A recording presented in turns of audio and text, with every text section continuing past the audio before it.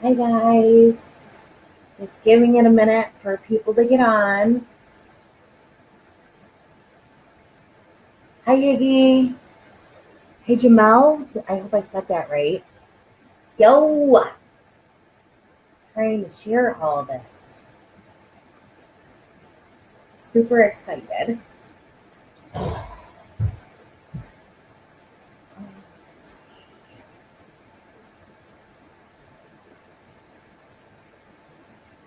Right.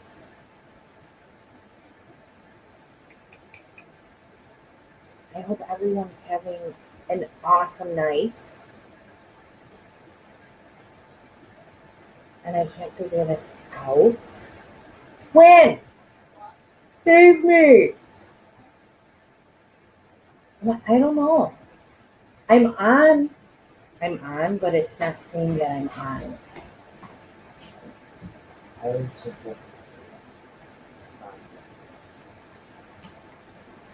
Says that I'm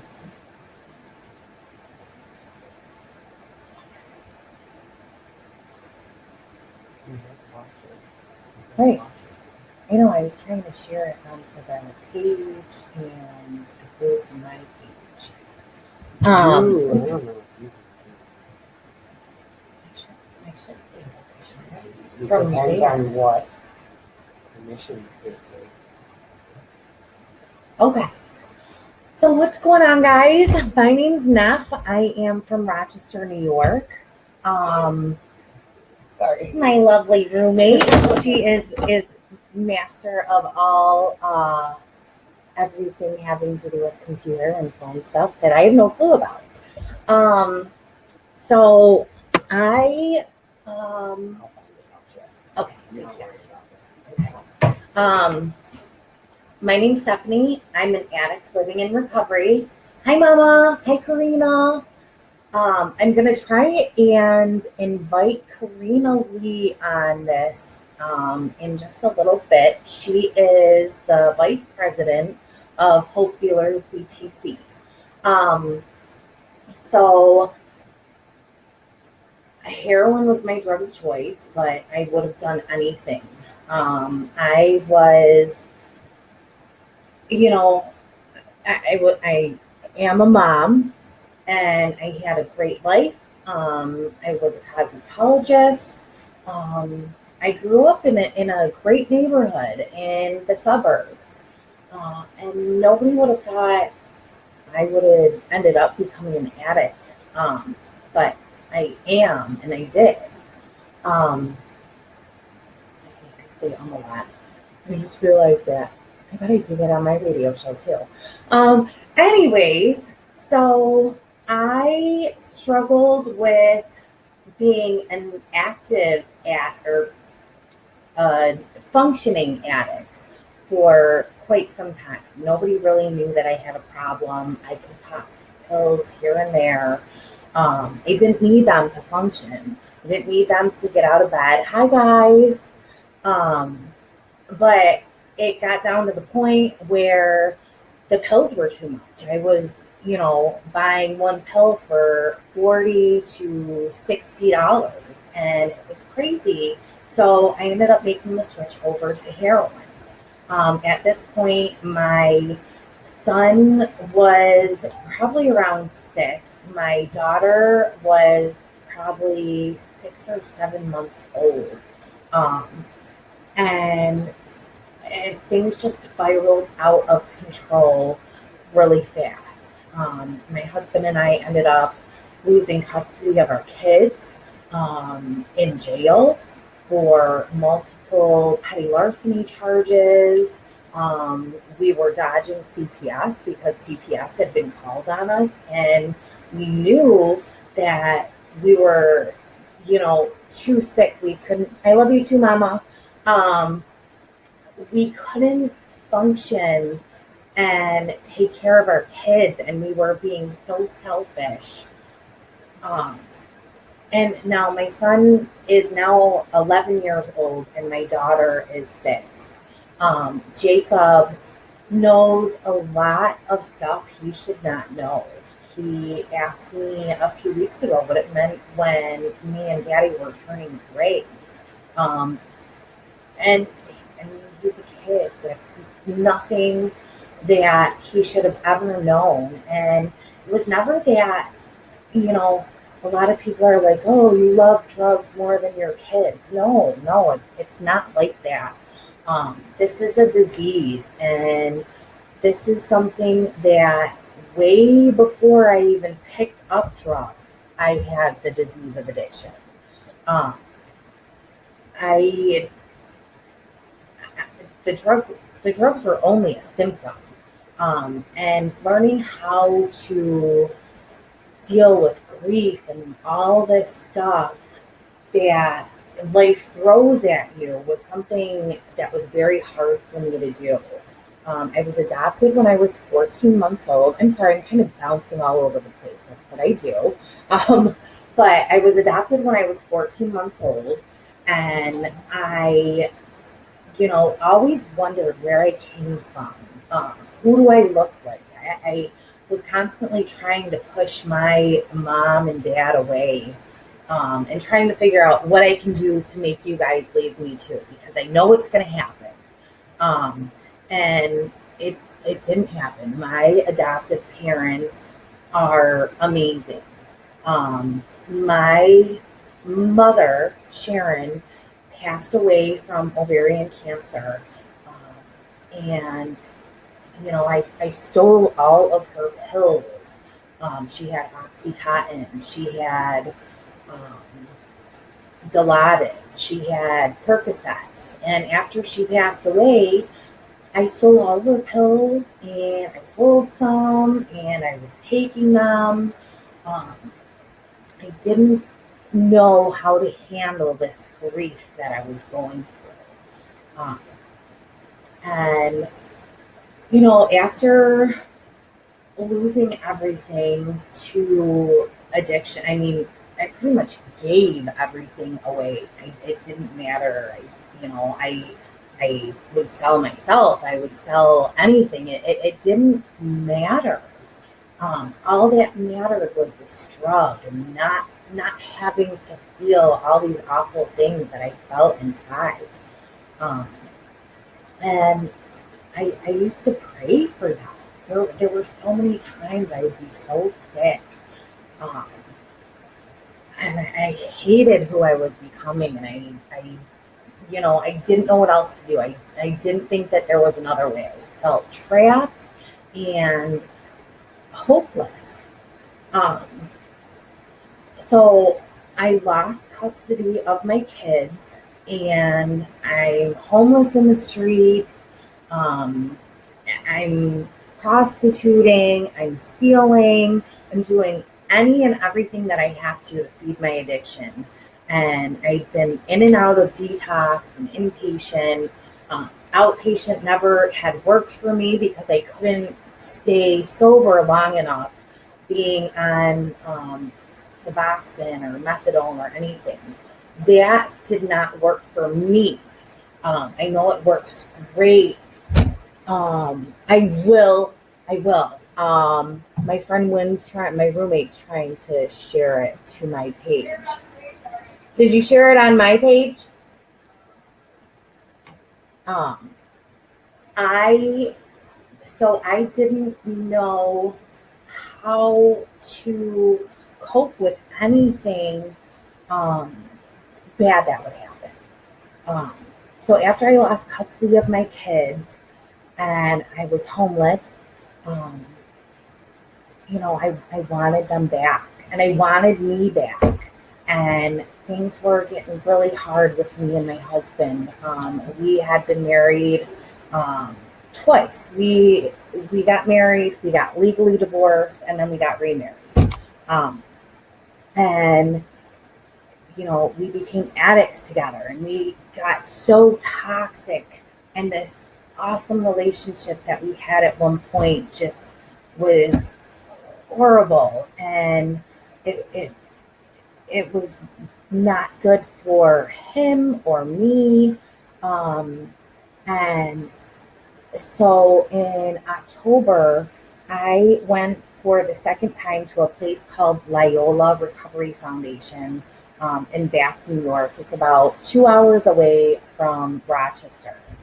Um, and, this time I went, I knew that I could not get put on Suboxone or methadone because for me, I abused them. Those were reasons for me to use.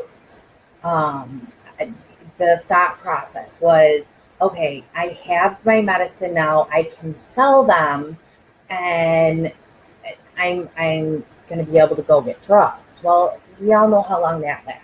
It doesn't. It would last for a day or two, and then I would be out of my Suboxone. It was this horrible cycle that I was stuck in. Um, so the second time that I went to Loyola, something was different. There was this guy who came in, and he was amazing. He smelled like patchouli. His nails were painted all different colors. He was, he just loved life, and he had so much passion about being in recovery and enjoying um, life. And I wanted that. And he was selling it to me. And it was then that it clicked. It was like, I can do this. It's going to be, pardon my French, it's going to be fucking hard. And it is. Like, I have to put 110% into my recovery every single day. There's not always good days. Some days are really freaking crappy. And that's okay. That's life. And I deal with it now. I can handle it because I have a great support system. So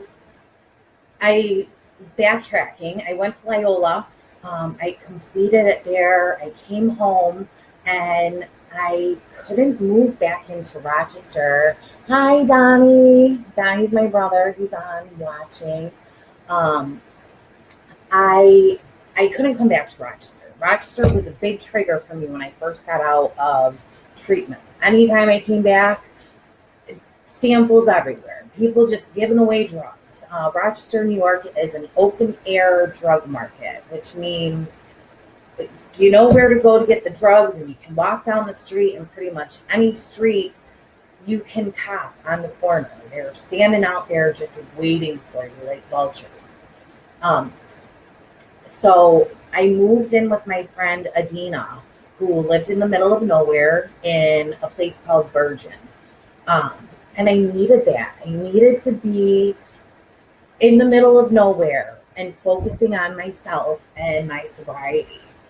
And then I started to, the more time I spent in sobriety, and now mind you, I hadn't talked to my husband because we were just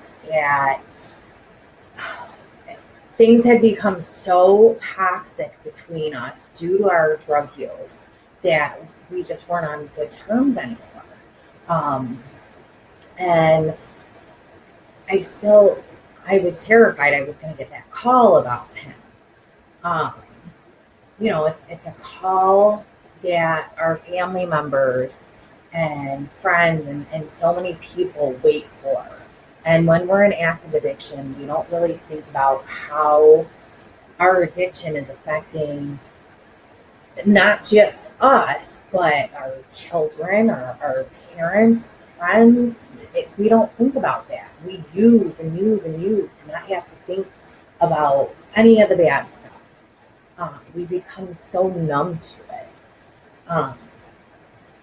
So in sobriety, I found out what it was like to be thinking about that and worrying about that. And it was January 12th, and it was in the middle of the afternoon. I had just gotten home. We had court, family court, so I could stop having supervised visitation because I had supervised visitation for such a long time. And finally, I was able to show these people that I'm working really hard. And they saw that, and I didn't have to have supervised visitation anymore. And that took so much work. Um, and it's not even, I love drugs. If I sat here and told you that I didn't like drugs, I would be lying to not only you but myself. I'm an addict. I love drugs. I love drugs so much that I can never do them again, or I will die. Like that's just what that's the truth. Um, and I now love myself more than them. Doesn't mean I don't think about them. I still think about drugs sometimes. It's crazy to me because I'm terrified. Like I know so many people who have had a long run in sobriety and they go out just one more time and that's it. There are no more chances. Um, and I wonder, like, why? That scares the crap out of me because I lost so much, and now that I have it back, I couldn't even imagine going back to that. And so that is what gets me onto my next part. So on January 12th, um, 2017, I got the phone call that my husband Justin had passed away. Obviously, we didn't know right away that it was definitely an overdose, um, but it took us 8 months and a day to find out that it was an overdose. Um, and there was fentanyl in his system. Um, I want to say there was no heroin in his system. I'm pretty sure there was no heroin. There was crack and cocaine and tons of other drugs because I mean we're addicts. We love drugs. We just do them. Um, and I it took so much to process that. Like, how could this person now, mind you, I have pictures of him. So this is Justin. He was 6'7", 6'6", 6'7". Um, he was huge and he was so strong. And this is the last person that I thought would ever die to something like this, just because he was just this big, towering, loving teddy bear. Um, and I couldn't wrap my head around how this could have happened. And I was mad and hurt, and I still don't know sometimes how to feel about it. Um, and then all I could think of is how am I going to tell my kids this? Like, how am I going to tell Jacob and Bella that they're not going to be able to talk to their dad? And how is it going to make them feel? Like, how is this going to affect their life, not having their dad? Like, I couldn't imagine. I'm an adult, and I couldn't imagine not having my dad. Like, he's someone that I can go to and count on for anything. I can ask him what advice at any time, and they're not going to have that opportunity. And luckily, they have amazing aunts and uncles, and my dad and my mother-in-law. Um, I could not have even gotten this far without my dad or my mother-in-law, um, or my friends who had stood by me, not only during my addiction. It's not that they weren't my friends when I was actively using, but they they couldn't watch me go through that, and there was nothing anybody could do until I was ready to get help, um, to be able to do anything for me. I needed to do it for myself.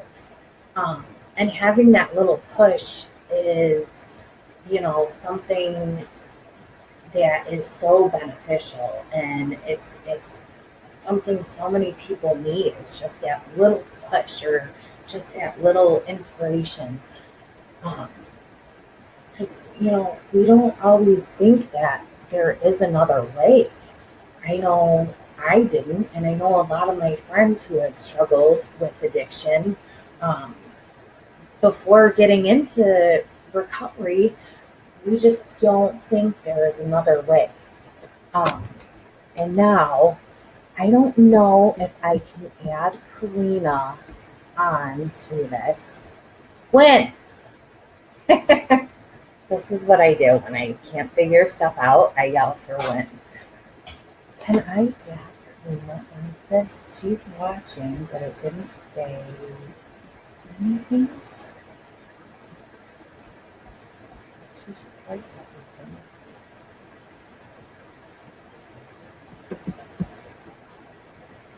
So Karina is okay. Maybe I can't add Karina. Okay. I don't see that.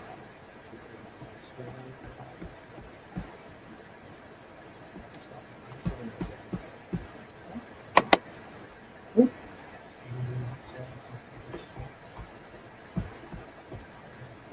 Yeah. Okay. Karina, I can't add you. Okay. Well, I'm going to talk about Karina for a minute.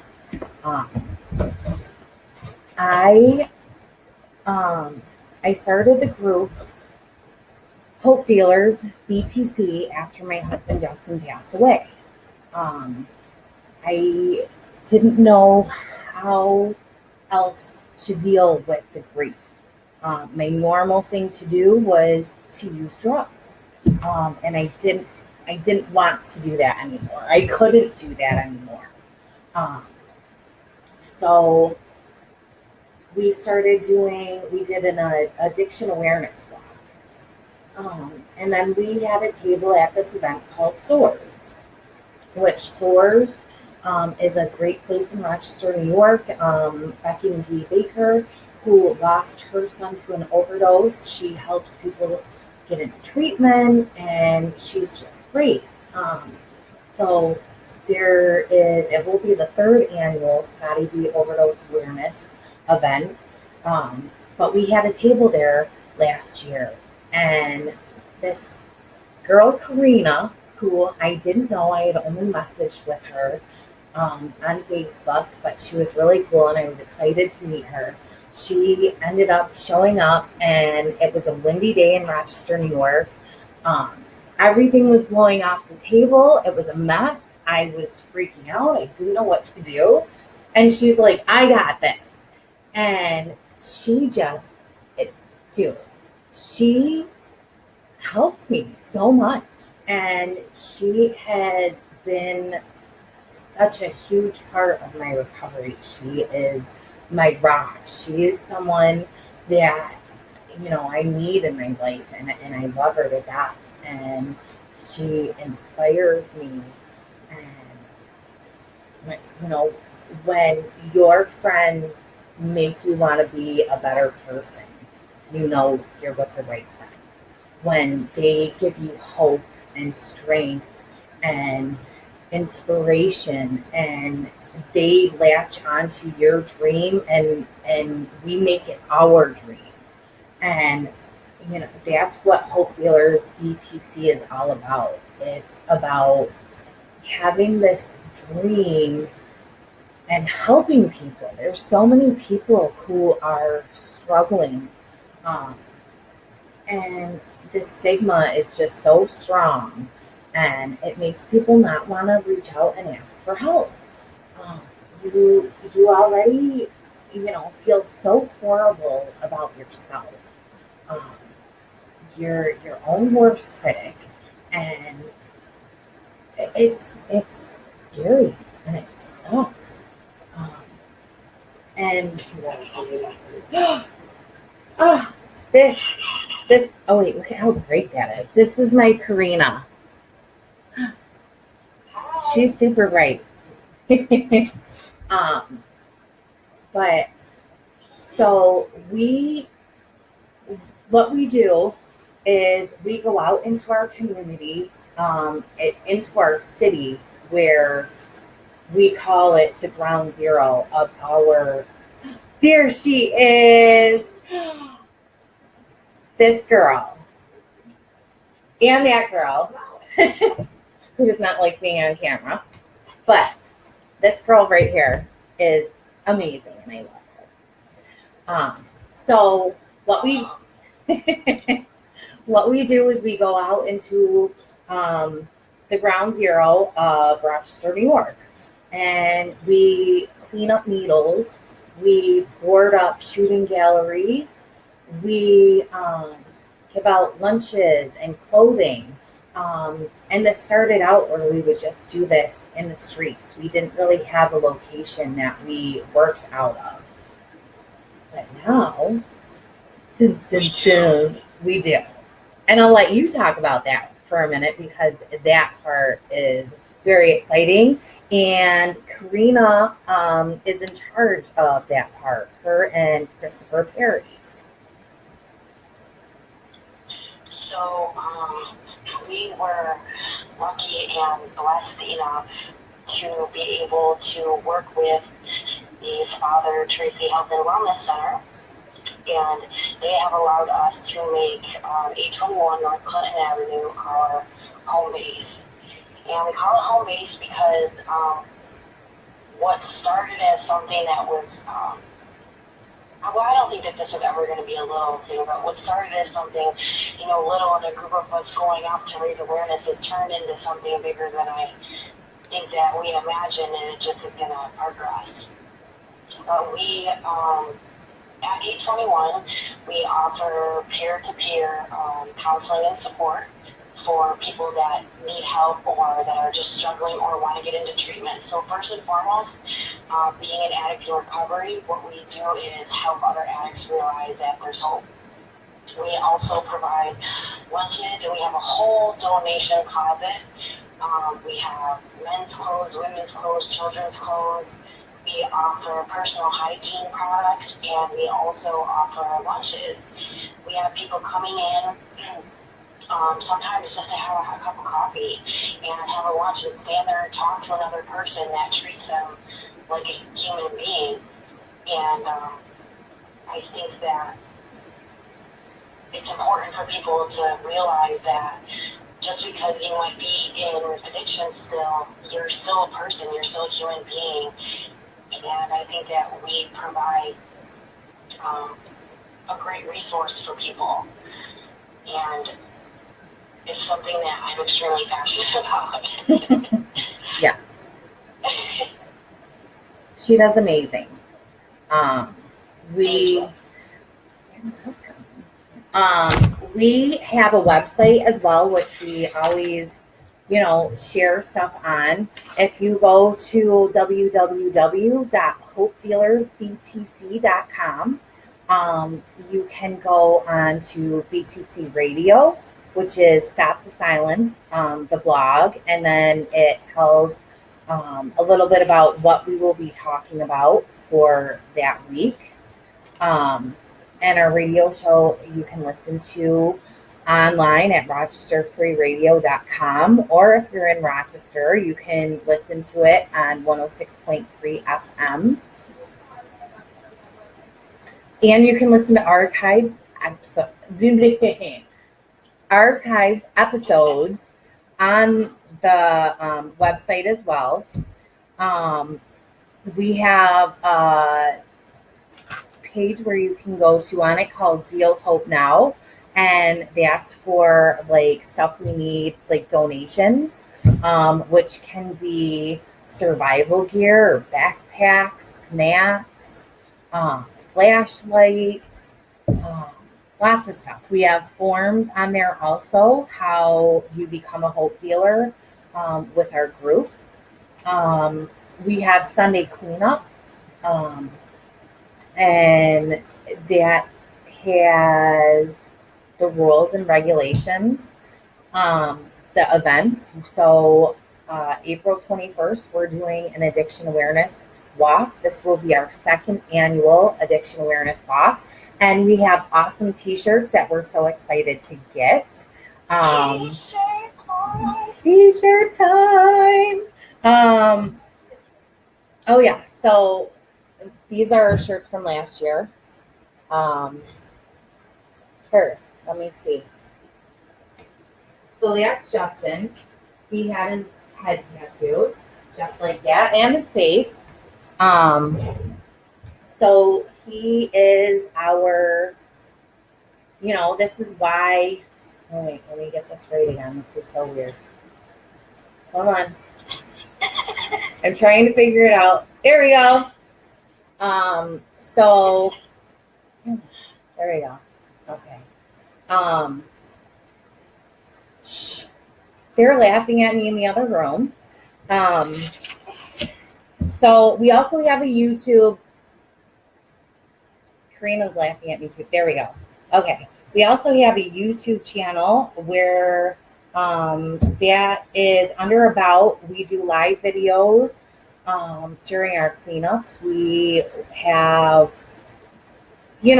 walked into quite a few intense situations. We have had needles rain down from houses. It's pretty crazy sometimes, some of the stuff that we get into. We have success stories. If you have a success story and you want to share it, you can message us, and we will share it in the group and on the website. So, if we're survivors, and if we can do it, and you can do it. Absolutely. And if you need someone to talk to, or if you need help, and we can help in any way, we absolutely will help you. We have a hotline. The phone number is 633-8690. And you can call, and either me, Karina, or Christopher will answer. And I love you, Aunt Trish. And we want people to know that we're here for you. And, if you reach out for help, there will be 10 people or more reaching back for you. We will be those people. We've been there. We totally understand it. And even if you just need someone to talk to, if you're not ready yet, we'll listen,